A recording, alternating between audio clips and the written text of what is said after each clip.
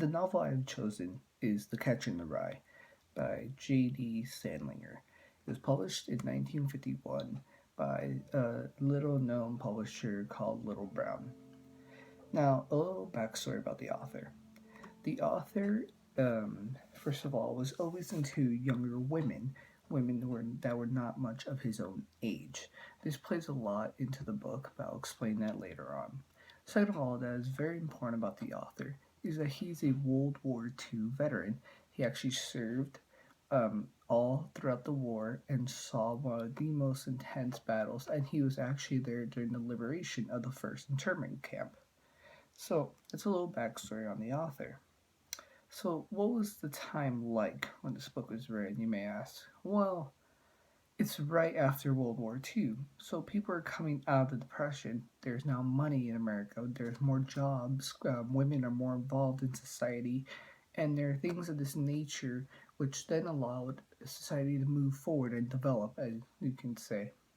So, during the time period that J.D. Sandlinger wrote this, which was from before World War II till it was published in 1951, J.D. Sandlinger actually carried the story with him, and he developed it slowly over the years. It's actually one of his most prized personal stories.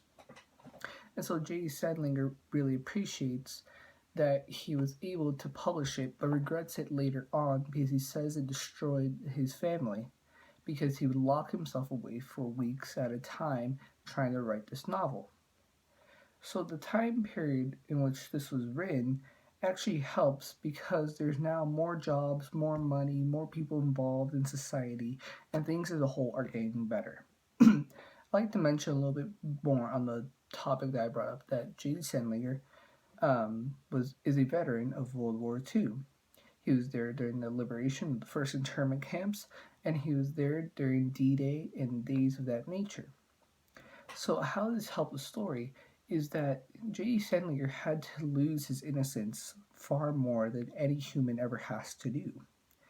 People who serve in war see things that are cruel and the average man would not understand. So when this happened to J.D. Sandlinger, he lost his sense of innocence, you could say, because he had to see the reality of life. He had to play the political card that our governments are playing, and he had to see the problems that are being done. He saw what happened to the Jewish people firsthand, and he has images in his head that he can never get rid of. But the thing that he brought out of this post was that innocence is actually in the mind and in the heart. When J.D. Sandlinger went out and actually had to experience this all firsthand, he actually saw things that we did not expect to see as human beings. He had to lose emotions that he was not prepared to lose. He ties this into his book perfectly with his character. Now, Holden, the main character, is a young boy around 16. Now, this boy is actually a great representation of J.D. Sandlinger. It's actually been stated that J.D. Sandlinger has said that him and Holden are the same person. Now, we have to take this into a different kind of context. We have to take it into the context of the book. The story so happens to be exactly after World War II as well. Right after Sandlinger came back from World War II and experienced everything that he did. Now, let's talk about this World War II thing a little bit more. What did he see? He saw the cruelties of war and he lost his innocence. Innocence is a key thing here. Because he had to lose his innocence, he no longer knew what to do in the world. He saw it all as a big joke.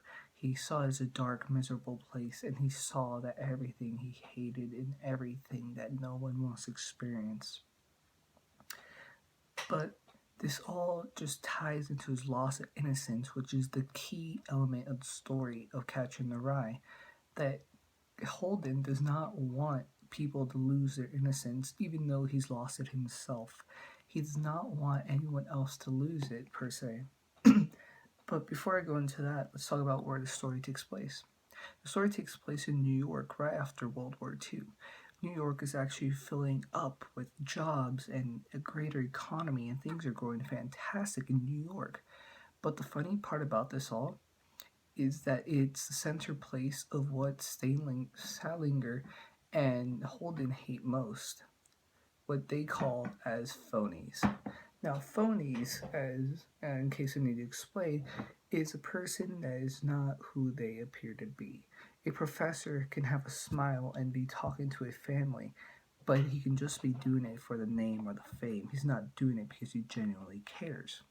So New York is the center place because it's where everyone goes for a new chance, a new life, and money.